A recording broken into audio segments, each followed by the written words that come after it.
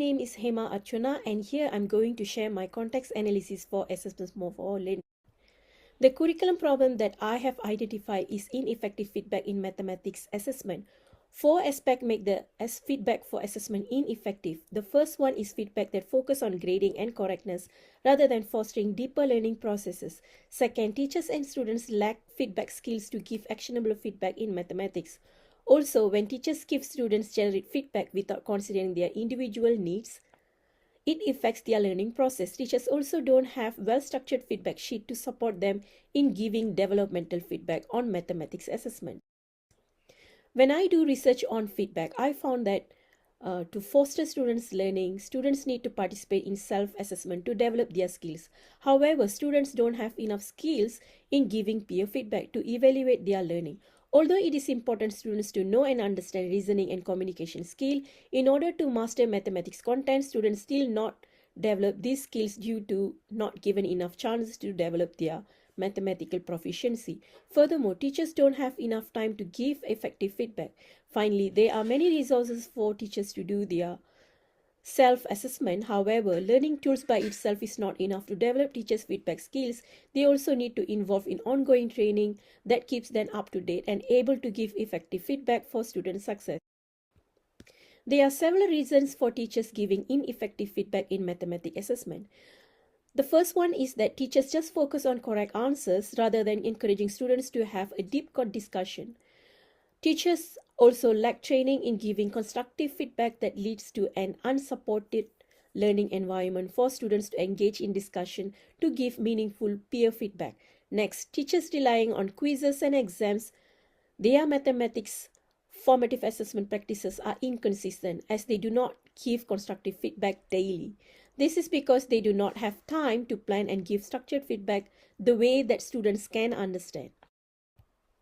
To analyze this further, I have selected a group of ELD learners to understand the implication of ineffective feedback for teaching and learning in mathematics assessment. This group of students are struggling to interpret the teacher's feedback because of their limited understanding of the English language.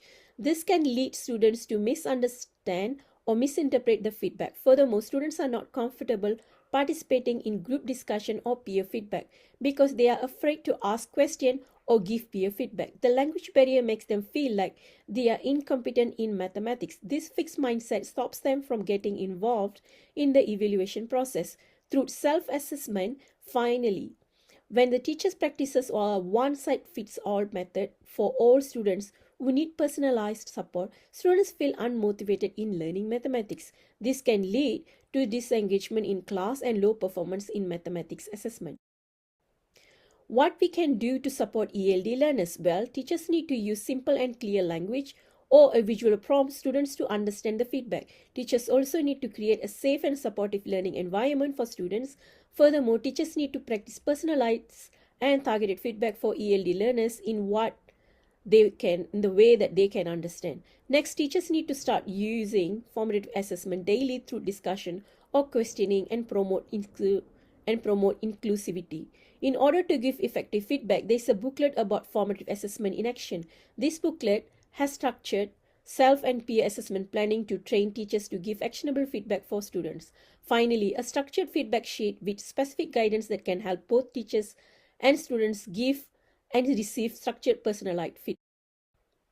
Implementation of constructive feedback in mathematics. What opportunity will students get from constructive feedback? Well, it improves learners' clarity on their strengths and weaknesses. It also helps students' engagement and growth mindset. Feedback that is clear and easy to understand for ELD students support inclusivity.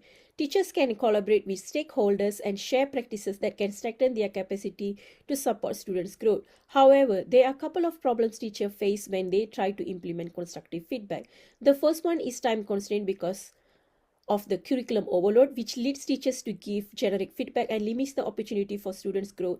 Furthermore, teachers with limited training and professional development in self-assessment strategies are not confident to give constructive feedback to students or teach students how to give peer feedback for self-improvement.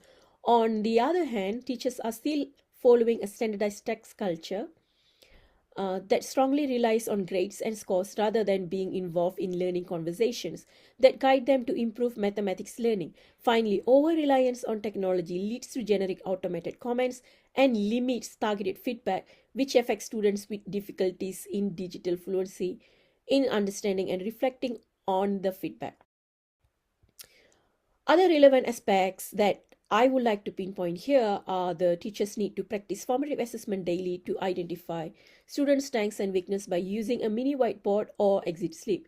This will be helpful for teachers in instructional adjustment and also help students to correct their errors and learn areas that they need to improve. Moreover, if the head of department steps in and models the feedback structure in a supportive way, this collaboration can help teachers to share ideas and reflect on their learning process to give actionable feedback on time.